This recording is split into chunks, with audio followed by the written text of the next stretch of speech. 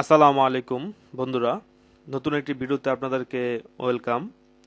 আজকের এই ভিডিওতে আমি আপনাদেরকে দেখাবো ইন্টারনেট ব্রাউজিংয়ের দারুণ একটি কিবোর্ড শর্টকাট।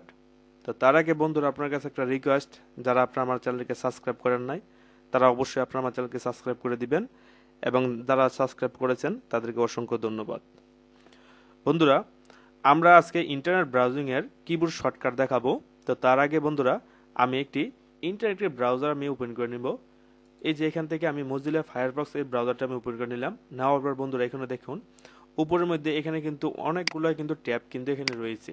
এই যেরকম এখানে ইউটিউব একটা ট্যাব রয়েছে, কাট আউট প্রো একটা ট্যাব রয়েছে, তারপর পিডিএফ একটা ট্যাব রয়েছে, এবং রিমুভ ব্যাকগ্রাউন্ড এবং একটা নিউ একটা ট্যাব রয়েছে। তো তাহলে এখানে দেখা যাচ্ছে যে এখানে প্রায় 5টার মতো কিন্তু এখানে ট্যাব রয়েছে।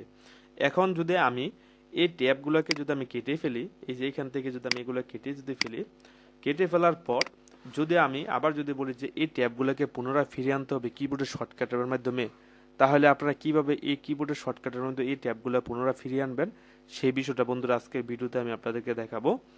তো তার জন্য আপনারা কিবোর্ড থেকে প্রথমত কন্ট্রোল এবং শিফট বাটন চাপ দিয়ে ধরে টি বাটনে ক্লিক করবেন। এই যে দেখুন বন্ধুরা, ওই ট্যাবগুলো কিন্তু পুনরায় কিন্তু ফিরিয়ে আসছে।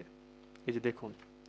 তো এরকমভাবে বন্ধুরা, যদি কোনো ইন্টারনেট ব্রাউজিংয়ের ক্ষেত্রে অর্থাৎ কোনো কাজ করার ক্ষেত্রে যদি আপনার ট্যাবগুলো যদি কেটে যায়, তাহলে আপনার বন্ধুরা কিবোর্ডের শর্টকাটের মাধ্যমে আপনারা এই ট্যাবগুলো কিন্তু পুনরায় ফিরিয়ে আনতে পারেন। যদি বন্ধুরা ভিডিওটি ভালো লাগে তাহলে অবশ্যই আপনারা আমার চ্যানেলকে সাবস্ক্রাইব করবেন এবং লাইক এবং কমেন্ট করবেন এবং শেয়ার করে পাশে থাকবেন। আসসালামু আলাইকুম।